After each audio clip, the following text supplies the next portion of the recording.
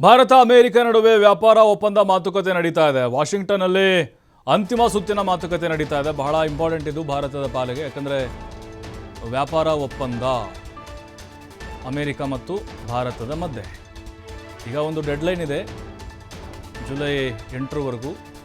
ಅದರೊಳಗಡೆ ಮಾಡಬೇಕೇನು ಮಾಡದಿದ್ದರೂ ಒಪ್ಪಂದಗಳನ್ನು, ವ್ಯಾಪಾರ ಒಪ್ಪಂದ ಘೋಷಣೆ ಆಗುವಂಥ ನಿರೀಕ್ಷೆ ಇದೆ. ಅಂದರೆ ಆ ಡೇಟ್ ಒಳಗಡೆ ಕೃಷಿ, ಆಟೋಮೊಬೈಲ್, ಕೈಗಾರಿಕಾ ಸರಕುಗಳ ಬಗ್ಗೆ ಒಪ್ಪಂದ ಮುಂದಿನ 48 ಗಂಟೆಗಳಲ್ಲಿ ಅಂತಿಮ ನಿರ್ಧಾರ ಆಗುವ ಸಾಧ್ಯತೆಗಳಿದ್ದಾವೆ. 26% ತೆರಿಗೆಯಲ್ಲಿ ವಿನಾಯಿತಿಯನ್ನು ಭಾರತ ಬಯಸ್ತಾ ಇದೆ.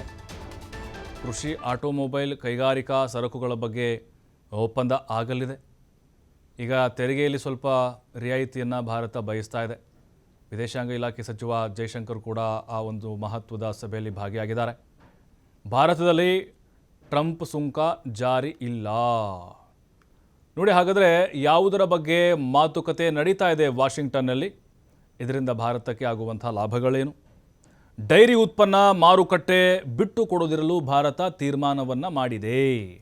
ಅಂದರೆ ಅಮೇರಿಕದವರು ಏನು ಕೇಳ್ತಾ ಇದ್ದಾರೆ, ಭಾರತದವರು ನೀವು ಬನ್ನಿ ಅಮೇರಿಕಾಗೆ, ಅಂದರೆ ಅಮೇರಿಕದ ಒಳಗಡೆ ನೀವು ಡೈರಿ ಉತ್ಪನ್ನಗಳನ್ನು ಮಾರುಕಟ್ಟೆ ಅಂದರೆ ಮಾರಾಟವನ್ನು ಮಾಡಬಹುದು, ನಾವು ನಿಮಗೆ ಮಾರ್ಕೆಟಿಂಗ್ ವ್ಯವಸ್ಥೆಯನ್ನು ಮಾಡಿಕೊಡ್ತೀವಿ. ಹೀಗೆ ಬೇರೆ ಬೇರೆ ವಸ್ತುಗಳನ್ನು ನಾವು ಅಲ್ಲಿಗೆ ರಫ್ತನ್ನು ಮಾಡ್ತೀವೋ, ಹಾಗೆ ಕೃಷಿ ಉಪಕರಣಗಳಾಗಿರ್ಬೋದು ಮತ್ತು ರೈತರು ಬೆಳೆದಂತಹ ಬೆಳೆಗಳು, ಡೈರಿ ಉತ್ಪನ್ನಗಳು, ಹಾಲು, ಮೊಸರು, ಇವೆಲ್ಲ ಅವ್ರು ಕೇಳ್ತಾ ಇದ್ದಾರೆ, ನಮ್ಮಲ್ಲೂ ಕೂಡ ನೀವು ಒಂದು ಮಾರ್ಕೆಟಿಂಗ್ ಮಾಡಿ ಅಂತೇಳಿ. ಬಟ್ ಭಾರತ ಅದಕ್ಕೆ ಒಪ್ಕೊಳ್ತಲ್ಲ, ಯಾಕಂದರೆ ಸುಂಕ ಅದು ಮತ್ತೆ ದೊಡ್ಡ ಮಟ್ಟದಲ್ಲಿ ರೈತರ ಮೇಲೆ ಹೊರೆ ಆಗ್ಬೋದು ಅನ್ನುವಂಥ ನಿಟ್ಟಿನಲ್ಲಿ ಭಾರತ ಅದಕ್ಕಿನ್ನೂ ಒಪ್ಕೊಳ್ತಾ ಇಲ್ಲ. ಕಾದು ನೋಡುವ ತಂತ್ರಕ್ಕೆ ಮುಂದಾಗಿದೆ. ಕೈಗಾರಿಕಾ ಸರಕು, ಆಟೋಮೊಬೈಲ್ ವಲಯಕ್ಕೆ ರಿಯಾಯಿತಿಯನ್ನು ಅಮೇರಿಕ ಇದೀಗ ಬಯಸ್ತಾ ಇದೆ. ಅಂದರೆ ಆಮದು ಸುಂಕದ ವಿಚಾರಕ್ಕೆ ಬಂದಾಗ ನಾವು ಅಮೇರಿಕ ಈ ರೀತಿ ವ್ಯಕ್ತಪಡಿಸ್ತಾ ಇದೆ ಅಭಿಪ್ರಾಯವನ್ನು. ಎಲೆಕ್ಟ್ರಿಕ್ ಕಾರುಗಳು, ವೈನ್, ಹಾಗೆ ಪೆಟ್ರೋಕೆಮಿಕಲ್, ಡೈರಿ, ಸೇಬುಹಣ್ಣು ಮತ್ತು ಬೀಜಗಳು, ಇವುಗಳ ಬಗ್ಗೆ ಭಾರತದಲ್ಲಿ ಅಮೇರಿಕ ಲಾಭವನ್ನು ಬಯಸ್ತಾ ಇದೆ. ಇವೆಲ್ಲವೂ ಕೂಡ ವ್ಯಾಪಾರ ಒಪ್ಪಂದ ಇದು. ಈಗ ಅಮೇರಿಕ ಭಾರತಕ್ಕೆ ಕೇಳಿಕೊಳ್ತಾ ಇದೆ, ಮುಕ್ತವಾಗಿ ವ್ಯಾಪಾರಕ್ಕೆ ಬನ್ನಿ ಅಂತ. ಬಟ್ ಈಗ ಸುಂಕದಲ್ಲಿ ಅಂದರೆ ತೆರಿಗೆ ಏನಿದೆ ಅಲ್ವಾ, ಅದರಲ್ಲಿ ರಿಯಾಯಿತಿಯನ್ನು ಭಾರತ ಕೊಡಿ ಅಂತ ಕೇಳ್ತಾ ಇದೆ. Regarding Senator Lindsey Graham's bill, well, obviously,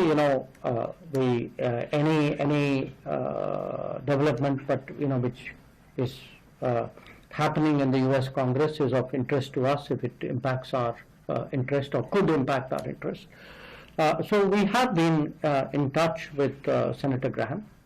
The embassy, the ambassador has been in touch. I think our concerns and our interests on energy security have been made conversant to him.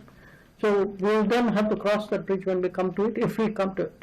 Regarding Senator Lindsey Graham's bill, well, obviously